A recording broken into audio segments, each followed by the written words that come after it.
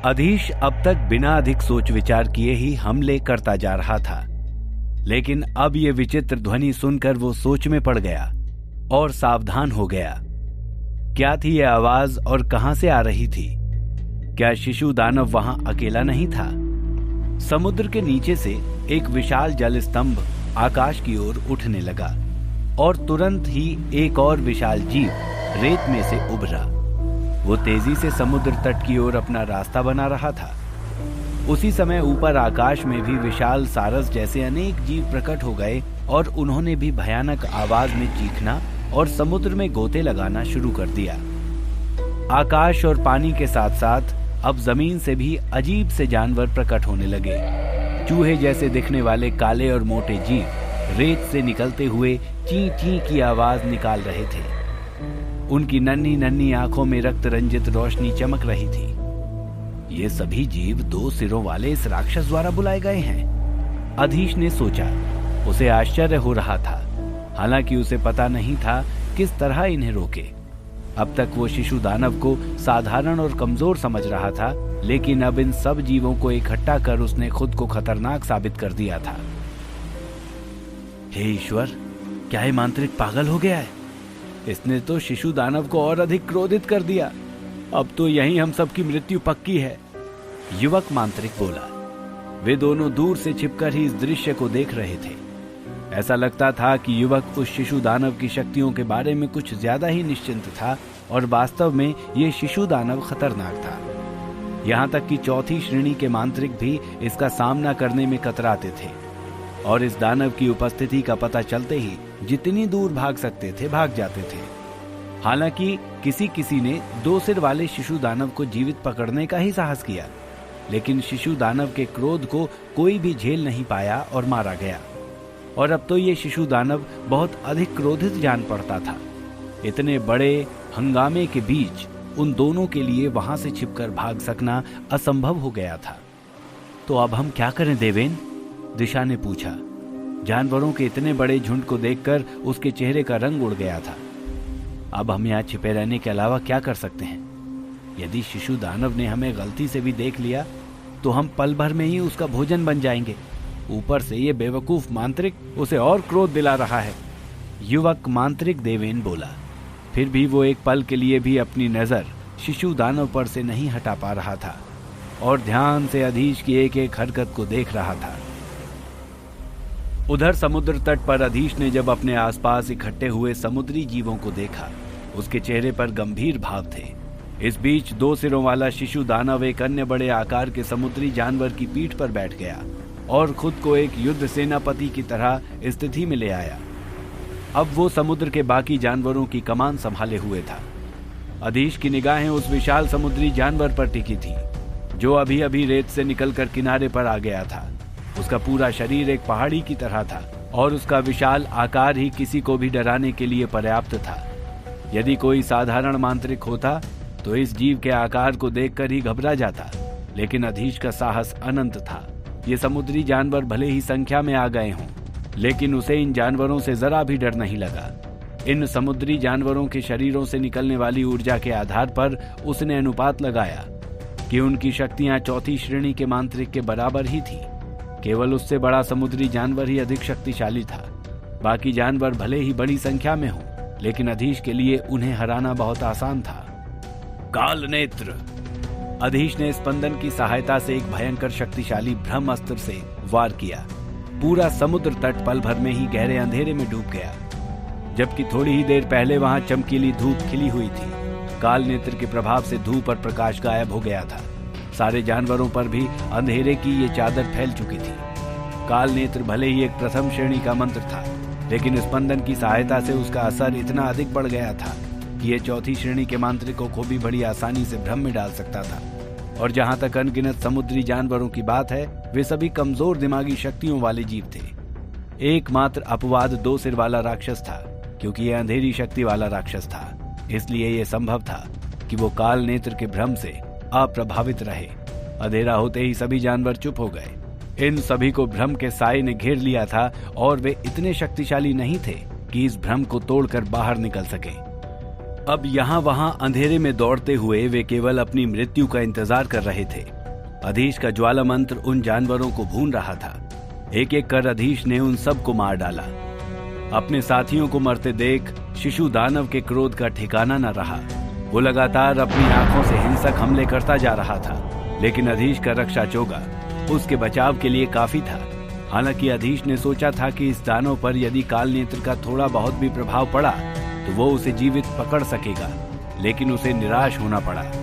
जब शिशु दानव ने देखा कि उसके हमले का अधीश पर कोई असर नहीं हुआ तो उसने अपने बचाव का उपाय करना ही ठीक समझा और रेत में गोता मारकर गायब हो गया। काल नेत्र का असर खत्म होते ही समुद्र तट सूर्य की रोशनी से एक बार फिर चमक उठा। अधीश ने चारों ओर देखा, लेकिन शिशु दानव कहीं दिखाई नहीं दिया। शर्म की बात है, मैं अभी भी उस 2 सिर वाले राक्षस को नहीं पकड़ सका, अधीश ने सोचा। एक साथ बहुत से मंत्रों का प्रयोग करने के बाद उसे थोड़ी थकान महसूस हो रही थी। अभी वो थोड़ा आराम करने का सोच ही रहा था कि उसकी नजर मारे गए जानवरों की लाशों पर पड़ी। एक अजीब सी बदबू भी उसका ध्यान आकर्षित कर रही थी। जली अधजली वे लाशें एक भयानक दृश्य पैदा कर रही थीं। अधीश के शरीर में एक सिहरन सी दौड़ गई और उसे लगा कि अभी वो उल्टी कर देगा। ये कैसे संभव है देवेन? कौन है ये मांत्रिक जिसने शिशु दानव को भागने पर मजबूर कर दिया? दिशा चकित होकर अपने साथी देवेन से पूछ रही थी। जानवरों की लाशों के ढेर को देखता हुआ देवेन खुद आश्चर्य में था।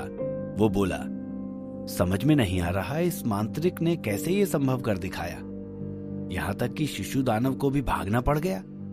दिशा और देवेन दोनों ही अचंभित थे। हालांकि उनका डर और संशय अब भी पूरी तरह दूर नहीं हुआ था। शिशु दानव कम से कम 4थी श्रेणी के मांत्रिक जितना शक्तिशाली तो होगा ही, दिशा ने कहा। देवेन बोला, लेकिन देखने में तो ये मांत्रिक अधिक उम्र का नहीं लगता। फिर कैसे? कम से कम 5वीं या 6ठी श्रेणी का मांत्रिक होगा। दिशा ने सहमति में सर हिलाया और बोली, क्या अब हमें बाहर निकलकर उससे बात करनी चाहिए? देवेन बोला, नहीं दिशा, तुम देख नहीं रही, वो यहाँ किसी उद्देश्य से आया है और आते ही उसने यहाँ के सबसे खतरनाक शिशु दानव को मार भगाया। कहीं वो हमें भी अपना शत्रु ना समझ ले, और अगर उसने अचानक हमला कर दिया तो? अधीश समुद्र तट पर टहलता हुआ यहाँ वहां नजरें दौड़ा रहा था।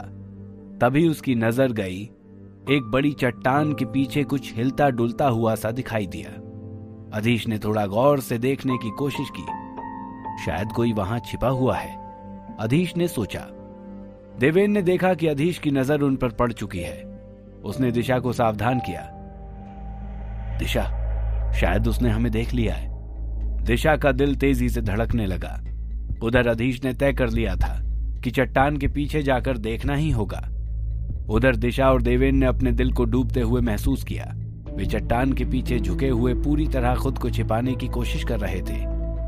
उनमें तनिक भी हिलने की हिम्मत नहीं हो रही थी।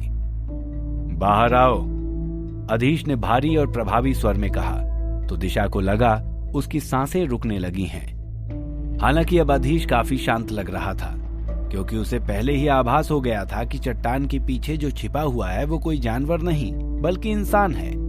उधर चट्टान के पीछे छिपे युवक और युवती दोनों ने एक दूसरे को देखा। उनके चेहरे पर लाचारी दिख रही थी। देवेन अपनी सांस को नियंत्रित कर बुदबुदाया, चलो चलते हैं, वो हमें पहले ही देख चुका है, अब छिपने का कोई मतलब नहीं है। दिशा ने एक गहरी सांस ली और हल्का सा सिर हिलाया। वे दोनों एक साथ चट्टान के पीछे से निकले।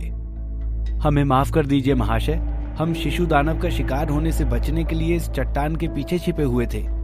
हम ईश्वर को और आपको धन्यवाद देते हैं कि आप ठीक समय पर आ गए और उसे भगा दिया। हम आपके कृतज्ञ हैं, आपने हमारी जान बचाई है।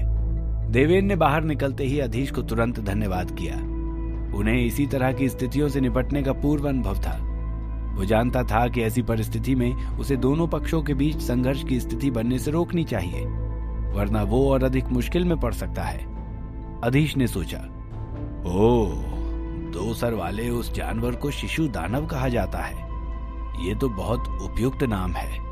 उसने पहले कभी इसके बारे में नहीं सुना था, लेकिन इन दोनों मांत्रिकों की घबराहट देखकर वो समझ गया था कि शिशु दानव के नाम का कितना आतंक है।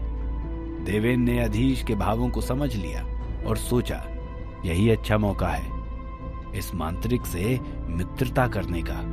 देवेन बोला, मैं आपको क्या कहकर संबोधित करूं महाशय? मेरा नाम देवेन है और ये मेरी साथी मांत्रिक दिशा। गुरु सूर्यभान ने चलते समय अधीश को बहुत सी बातें सुझाई थी। उनमें से एक थी, बहुत जल्दी किसी पर भरोसा मत करना, ना ही अपना असली परिचय देना। लेकिन न जाने क्या सोचकर अधीश ने अपने गुरु के इस सुझाव पर ध्यान न देते हुए बड़ी शांति से उत्तर दिया, मेरा नाम अधीश पुरोहित है। देवेन उत्साह भरे स्वर में बोला, धन्यवाद मांत्रिक अधीश। मुझे लगता है कि आप कहीं बाहर से आए हैं। इस कुर्दमान द्वीप के मांत्रिक या निवासी नहीं हैं और इसी कारण इस 2 सिर वाले शिशु दानव को पहचानते नहीं हैं। मैं ये जानने के लिए उत्सुक हूं कि आप कहां से हैं। देवेन ने जो कहा था उसे सुनकर अधीश की आंखें चमक उठी। उसने देवेन से पूछा, आप दोनों कुर्दमान द्वीप समूह के ही रहने वाले हैं?